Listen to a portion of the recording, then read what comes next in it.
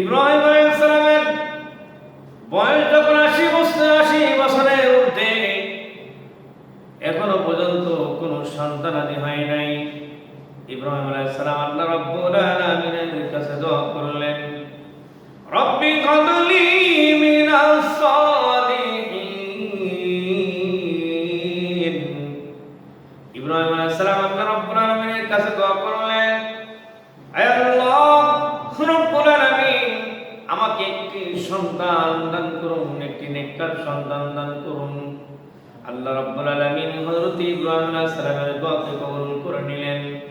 আল্লাহ রাব্বুল আলামিন জানায় দিলেন, ফাবাশশারনাহু বিগুলামিন হালিম। আল্লাহু আকবার। হযরত ইব্রাহিম আলাইহিস সালামকে আল্লাহ তাআলা জানায় দিলেন, হে ইব্রাহিম, আমি তোমাকে একটি সহনশীল সন্তান দান করলাম, একটি ধৈর্যশীল সন্তান আমি দান করলাম। আল্লাহ তাআলা হযরত ইব্রাহিম আলাইহিস সালামকে একটি সন্তান দান করলেন, ধৈর্যশীল সহনশীল একটি সন্তান। ওই সন্তানটার নাম হলো ইসমাঈল আলাইহিস সালাম। আমার ভাইরা, ইব্রাহিম আলাইহিস সালাম যখন সন্তান, যখন হযরত ইব্রাহিম আলাইহিস সালামের সন্তান যখন হাঁটা চলার মতো বয়স উপনীত হলো, ইব্রাহিম আলাইহিস সালাম সন্তানের প্রতি যখন অতিরিক্ত মায়া মহব্বত হয়ে গেল, আমার ভাইরা, হযরত ইব্রাহিম আলাইহিস সালামের বয়স যখন 80 বছরের ঊর্ধ্বে, এখনো পর্যন্ত কোনো সন্তানাদি হয় নাই, তখন ইব্রাহিম আলাইহিস সালাম আল্লাহ রাব্বুল আলামিনের কাছে দোয়া করলেন, রব্বি হাবলি মিনাস সালিহিন। আল্লাহ রাব্বুল আলামিনের কাছে দোয়া করলেন, আল্লাহ আমাকে একটি ধৈর্যশীল সহনশীল নেককার একটি সন্তান আমাকে দান করে দিন। আল্লাহ রাব্বুল আলামিন হযরত ইব্রাহিম আলাইহিস সালামের দোয়াকে কবুল করে নিলেন। আল্লাহ তাআলা জানায় দিলেন, ফাবাশশারনাহু বিগুলামিন হালিম। আল্লাহু আকবার। হযরত ইব্রাহিম আলাইহিস সালামকে আল্লাহ তাআলা জানায় দিলেন, ইব্রাহিম, আমি তোমাকে একটি সহনশীল ধৈর্যশীল সন্তান দান করলাম। আল্লাহ রাব্বুল আলামিন হযরত ইব্রাহিম আলাইহিস সালামকে একটি ধৈর্যশীল সন্তান দান করে দিলেন। কিন্তু আল্লাহ রাব্বুল আলামিন ওই সন্তান এবং স্ত্রীকে সহ আল্লাহ রাব্বুল আলামিন মক্কার মরুভূমিতে রাখার জন্য আল্লাহ তাআলা নির্দেশ প্রদান করেছেন এবং তাদেরকে সেখানে রাখা হয়েছে, যেখানে জমজম কূপ তৈরি হয়েছে, যে ঘটনা আমরা শুনেছি। কিন্তু যখন ইসমাঈল আলাইহিস সালামের বয়স, যখন তাফসীরের কিতাবের মধ্যে লিখছে 10 বছর বয়স, অথবা পিতার সাথে হাঁটাচলা করতে পারে এমন বয়সে যখন ইসমাঈল আলাইহিস সালাম উপনীত হলেন, তখন হযরত ইব্রাহিম আলাইহিস সালাম ছেলে সন্তানকে এবং স্ত্রীকে দেখার জন্য মক্কার সেই অদূরে কাবা শরীফের নিকটে তখন ইব্রাহিম আলাইহিস সালাম গেলেন। যাওয়ার পরে সন্তানকে দেখে বড় খুশি, ছেলে সন্তানকে দেখে বড় খুশি হয়েছেন। এত খুশি আর এত আনন্দ, মনের ভিতরে এত খুশি আর আনন্দ যে মনে হইতেছে যেন তার সন্তানকে সবচেয়ে সে বেশি ভালোবাসে। আল্লাহ তাআলা এটাকে পছন্দ করলেন না। আল্লাহ তাআলা বললেন, আল্লাহ তাআলা পছন্দ করলেন না।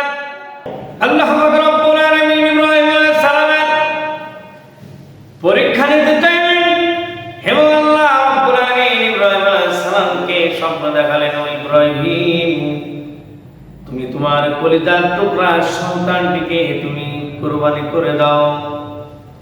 প্রথম দিন স্বপ্ন দেখলেন, সকাল হলো, ইব্রাহিম আলাইহিস সালাম মনে করলেন হয়তো শয়তান স্বপ্ন দেখিয়েছে। পরের দিন আবার রাত্রে ঘুমিয়ে আসছে, পরের দিন আবার সেই একই স্বপ্ন, রাত্রে সেই একই স্বপ্ন দেখছে। আল্লাহ তাআলা বলতেছেন যে তুমি তোমার সন্তানকে আল্লাহর রাস্তায় কুরবানি করে দাও। দ্বিতীয় দিন তিনি মনে করলেন হয়তো এটা শয়তানের ধোঁকা। তৃতীয় দিন আবার আল্লাহ তাআলা স্বপ্ন দেখালেন, তুমি তোমার সন্তানকে কুরবানি করে দাও। এরপরে ইব্রাহিম আলাইহিস সালাম তখন বুঝতে পারলেন এটা কোনো শয়তানের ধোঁকা হতে পারে না। নিঃসন্দেহে আল্লাহ তাআলা আমাকে নির্দেশ প্রদান করতেছেন আমার সন্তানকে জবাইয়ের ব্যাপারে, কুরবানির ব্যাপারে। এজন্য ইব্রাহিম আলাইহিস সালাম নিজের সন্তান ইসমাইলের কাছে গেলেন। ইসমাইলকে গিয়ে বললেন, আমার প্রাণের সন্তান, আমি স্বপ্নে দেখলাম আযবাহুকা ফানজুর মাযা তারা। আযবাহুকা, আমি স্বপ্নে দেখলাম তোমাকে আমি জবাই করতেছি। তখন হযরত ইসমাঈল আলাইহিস সালাম মেয়ের সাথে ইব্রাহিম আলাইহিস সালাম পরামর্শ করলেন আল্লাহ তাআলার এই হুকুমের ব্যাপারে কি করা যায়। পুত্র সন্তান ইসমাঈল আলাইহিস সালাম যেহেতু তিনিও পরবর্তীতে নবী হবেন, এজন্য সেই ইসমাঈল আলাইহিস সালাম তিনি বললেন, বাবা, আপনাকে আল্লাহ তাআলা যা নির্দেশ প্রদান করেছেন তাই করে দেন। ইয়া আবাতি ফাআল মা তু'মার। হযরত ইসমাঈল আলাইহিস সালাম ইব্রাহিম আলাইহিস সালামকে বললেন, হে আমার পিতা, আপনাকে আল্লাহ তাআলা যে নির্দেশ দিয়েছেন তাই করেন। এরপরে হযরত ইব্রাহিম আলাইহিস সালাম তার স্ত্রী হাজিরাকে বললেন, ও আমার প্রাণের স্ত্রী গো, তুমি ইসমাঈলকে সুন্দর করে সাজিয়ে দাও, সুন্দর করে সাজিয়ে দাও, আমি তাকে বেড়াতে নিয়ে যাব। হাজিরা আলাইহিস সালাম ইসমাঈল আলাইহিস সালামকে সুন্দর করে সাজায় দিলেন, নতুন পোশাক পরিধান করায় দিলেন। এরপরে ইসমাঈল আলাইহিস সালামকে হযরত ইব্রাহিম আলাইহিস সালাম জবাইয়ের উদ্দেশ্যে, কুরবানি দেওয়ার উদ্দেশ্যে নিয়ে যাইতেছেন। রাস্তার ভিতরে শয়তান ইব্রাহিম আলাইহিস সালামকে বারবার ধোঁকা দিচ্ছে। বারবার ধোঁকা দেওয়ার কারণে ইব্রাহিম আলাইহিস সালাম শয়তানের ধোঁকায় না পড়ে ইব্রাহিম আলাইহিস সালাম শয়তানের কোনো প্রকার ধোঁকায় পড়লেন না। শয়তানকে পাথর নিয়ে নিক্ষেপ করলেন, শয়তানের গায়ের উপরে, শরীরের উপরে নিক্ষেপ করলেন। একটা নয়, দুইটা নয়, 7টা পাথর ইব্রাহিম আলাইহিস সালাম মারলেন, যার কারণে আল্লাহ রাব্বুল আলামিন ইব্রাহিম আলাইহিস সালামের এই আমলটাকে আল্লাহ তাআলা কবুল করে নিয়েছেন। কিয়ামত পর্যন্ত যত হাজী সাহেব যাবে, হজ করতে যাবে, হজ করতে ওরা ব্যক্তিরা শয়তানকে কঙ্কর নিক্ষেপ করা তাদের জন্য ওয়াজিব, কঙ্কর নিক্ষেপ করতে হবে। আল্লাহ তাআলা ইব্রাহিম আলাইহিস সালামের এই আমলটাকে কবুল করে নিয়েছেন। আমার ভাইরা, এরপরে ইব্রাহিম আলাইহিস সালাম ইসমাঈলকে নিয়ে রওনা দিলেন, জবাইয়ের স্থলে নিয়ে গেলেন। জবাইয়ের স্থলে নিয়ে যাওয়ার পরে সন্তানের চোখ দুটো বাঁধলেন। ইসমাঈল আলাইহিস সালাম বাবাকে বললেন, বাবা, আমার চোখ দুটো সুন্দর করে বেঁধে নাও, সুন্দর করে আমার পা হাত সবগুলো বেঁধে নাও এবং আমাকে চিৎ করে শোয়া দাও এবং আমাকে জবাই করো। ইব্রাহিম আলাইহিস সালাম তাফসীরের কিতাবের মধ্যে আছে, ইব্রাহিম আলাইহিস সালাম সন্তান ইসমাঈলের হাত পা বেঁধে নিলেন। নেওয়ার পরে সন্তান তাকে যে আল্লাহর হুকুম মানার ব্যাপারে সহযোগিতা করলেন। এই জন্য ইব্রাহিম আলাইহিস সালাম পুত্র সন্তান ইসমাঈলকে চুম্বন করলেন, চুমা দিলেন। দেওয়ার পরে ইব্রাহিম আলাইহিস সালাম খুশি মনে তিনি ইসমাঈল আলাইহিস সালামের গলায় ছুরি চালায় দিলেন। আল্লাহ রাব্বুল আলামিন জিবরাইল আলাইহিস সালামকে বলে দিলেন, জিবরাইল, আমার ইব্রাহিম যতই ছুরি চালাক না কেন, আমি ছুরিকে নির্দেশ দিলাম, ও ছুরি তুমি যেন ইসমাঈলের গলা না কাটো। চিৎকার দিয়ে বলেন না সুবহানাল্লাহ। সুবহানাল্লাহ। আল্লাহ রাব্বুল আলামিন ছুরিকে নির্দেশ দিয়েছেন, ছুরি তুমি কাটতে পারবে না, তোমার শরীরে শক্তি আছে, তোমার ধার আছে, সব কিছু আছে, ইচ্ছা করলে তুমি জবাই করে দিতে পারো, কিন্তু আমি আল্লাহ তাআলা নির্দেশ দিলাম তুমি গলা কাটতে পারবে না। আমার ভাইয়েরা, শরীরে যদি শক্তি থাকতো ইসমাঈল আলাইহিস সালামকে জবাই করতে পারতো। আগুনের যদি শক্তি থাকতো তাহলে আগুনে ইব্রাহিম আলাইহিস সালামকে আগুনে জ্বালায় পোড়ায় দিতে পারতো। পানির যদি শক্তি থাকতো তাহলে তো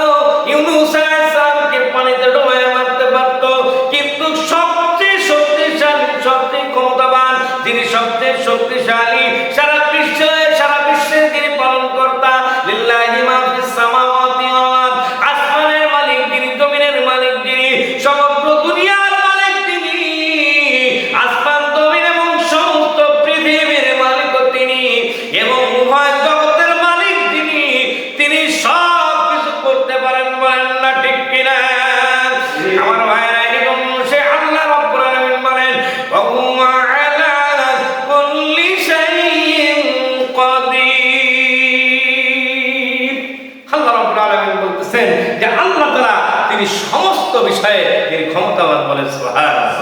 আমরা যতই ক্ষমতা দেখাই না কেন, আমাদের সামান্য ক্ষমতা, আমাদের সামান্য সময়ের জন্য আল্লাহ তাআলা আমাদেরকে ক্ষমতা দিয়েছেন, কিন্তু এই ক্ষমতা আল্লাহ তাআলা কেড়ে নিতে পারেন মুহূর্তের ভিতরে। ঠিক কিনা বলেন? এই জন্য ক্ষমতার বাহাদুরি দেখায় আনো, এটা আমাদের জন্য একেবারে বোকামি। আমার আপনার যে আজকে কত বড় বড় ক্ষমতাশীল ব্যক্তি, আজকে আমার আপনার দেশের যে বড় বড় দেশের রাজা বাদশারা, এবং আজকে পৃথিবীর ইতিহাস করলে আমরা দেখতে পাই, পৃথিবীর সংলগ্ন থেকে আজ পর্যন্ত যত বড় বড় কাফের বেঈমান, বড় বড় রাজা বাদশা যারা নিজেকে রব বলে পর্যন্ত দাবি করেছে, সারা পৃথিবীর মালিক হওয়া সত্ত্বেও আল্লাহ তাআলা তাদেরকে লাঞ্ছিত করে আল্লাহ তাআলা তাদেরকে দুনিয়া থেকে বিদায় করেছেন। বলে ঠিক কিনা? এই জন্য আমাদেরকে ক্ষমতার বড়াই দেখানো, বা শরীরে শক্তি আছে শক্তি দেখানো, বা আমার টাকা পয়সা আছে টাকা পয়সার বড়াই দেখানো, এগুলো ঠিক নয়। আমাদেরকে একমাত্র আল্লাহর সন্তুষ্টির জন্য সমস্ত কাজ করতে হবে। ঠিক কিনা বলেন? এই জন্য আমরা চেষ্টা করব সেই আল্লাহ তাআলাকে সন্তুষ্টি করার। আমার ভাইরা, ইব্রাহিম আলাইহিস সালাম যখন ইসমাঈলকে জবাই করার জন্য সহায় দিল, যখন গলায় ছুরি চালিয়ে দিল, আল্লাহ রাব্বুল আলামিন ছুরিকে নির্দেশ দিলেন, ও ছুরি রে, তুমি জানো, খবরদার খবরদার আমার ইসমাঈলের গলা যেন তুমি কেটো না। ইব্রাহিম আলাইহিস সালাম ওই ছুরির উপরে রাগ করলেন যে আমি জবাই করতে চাই, কিন্তু জবাই হয় না। ছুরির উপর রাগান্বিত হলেন, ওই ছুরিটা বিশাল আকৃতির একটি পাথরের উপরে ছুঁড়ে মারলেন। ছুঁড়ে মারার সঙ্গে সঙ্গে বিশাল আকৃতির পাথরটা চিরে গেল। এত শক্তি, এত স্পিড তার ভিতরে ছিল, কিন্তু আল্লাহ রাব্বুল আলামিনের নির্দেশ হয়েছে ইসমাঈলের গলা কাটবে না, সুতরাং কাটতে পারে নাই। আমার ভাইরা, ইব্রাহিম আলাইহিস সালামকে ইসমাঈল বললেন, বাবা, এইভাবে তো কাটা যাবে না, আপনি আমার হাত পা সুন্দর করে বেঁধে নিন, আমার হাত পা বেঁধে নিন, আমার মাথাটাকে আপনি আমার জমকে উপর করে সরিয়ে দিন। আতাল্লাহু লিল জামিল। আল্লাহ রাব্বুল আলামিন বলতেছেন, ইসমাঈল আলাইহিস সালামকে ইব্রাহিম আলাইহিস সালাম উপর করে সরিয়ে দিলেন, এবং যখন বিসমিল্লাহি আল্লাহু আকবার বলে যখন জবাই দিলেন, সঙ্গে সঙ্গে আল্লাহ রাব্বুল আলামিন জান্নাত থেকে জিবরাইল আলাইহিস সালামের মাধ্যমে একটি দুম্বা, সেই দুম্বাটা আল্লাহ রাব্বুল আলামিন হযরত আদম আলাইহিস সালামের সন্তান হাবিলের জন্য কুরবানি হিসেবে কবুল করেছিলেন, ওই দুম্বাটা পাঠায় দিয়ে ইসমাঈলের জায়গায় দুম্বাটা কুরবানি করে দিলেন। বলুন না সুবহানাল্লাহ। আমার ভাইরা, কুরবানি হয় দুম্বা, ইসমাঈল কুরবানি হয় নাই। এই জন্য আল্লাহ তাআলা বলতেছেন, লা ইয়ানালুল্লাহু লুহুমহা ওয়ালা দিমাউহা ওয়ালাকিন ইয়ানালুহু তাকওয়া মিনকুম। আল্লাহ তাআলা বলতেছেন, ও দুনিয়ার মানুষেরা রে, আমি আল্লাহ তাআলা তোমাদের রক্ত, কুরবানির পশুর রক্ত, মাংস, এইগুলোকে আমি চাই না, আমি চাই তোমাদের মনের তাকওয়া, তোমরা কি উদ্দেশ্যে কুরবানি করো। এই জন্য মনের তাকওয়াটাকে আল্লাহ তাআলা চান।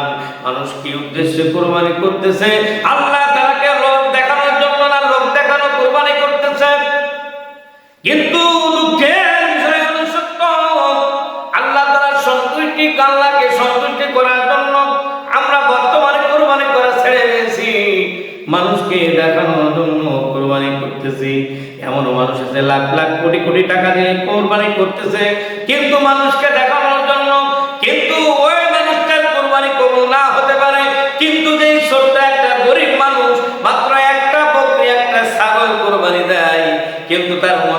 নিয়তটা ঠিক আছে, আল্লাহ রাব্বুল আলামিন ছোট্ট গরিব মানুষটার ওই আমলটাকে কবুল করে নেন। বলুন না সুবহানাল্লাহ। ইব্রাহিম আলাইহিস সালাম যখন কুরবানি যখন দিলেন, আল্লাহ রাব্বুল আলামিন ইব্রাহিম আলাইহিস সালামকে জানায় দিলেন, নাদাইনাহু আইয়া ইব্রাহিম। আল্লাহ তাআলা ইব্রাহিম আলাইহিস সালামকে ডাক দিয়ে বললেন, কদ সাদ্দাকতা রুইয়া, তুমি নিশ্চয় নিশ্চয় তুমি তোমার স্বপ্নকে সত্য করেছো, তুমি তোমার স্বপ্নকে পুরা করেছো, আমি আল্লাহ তাআলার হুকুমকে বাস্তবায়ন করেছো। ইন্নাকা যালিকা নাজজিল মুহসিনিন। আর আল্লাহ তাআলা বলতেছেন, আমি এইভাবে সৎকর্মশীলদেরকে আমি প্রতিদান দিয়ে থাকি। এই জন্য আমরা সৎকর্ম করব একমাত্র আল্লাহ সন্তুষ্টি অর্জনের জন্য।